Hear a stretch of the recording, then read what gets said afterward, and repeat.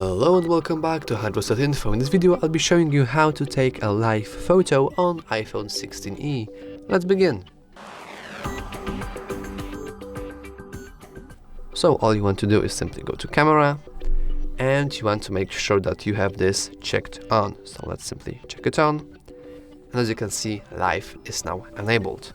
And if I would make a photo now, for example, of my little logo here, so I will just move it around and do a photo.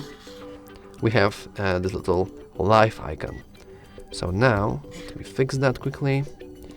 If we go to our gallery, well, the phone will basically tell us that it is indeed a photo, but in reality, it's lying, because if we just hold our finger, we can see that we can play the photo.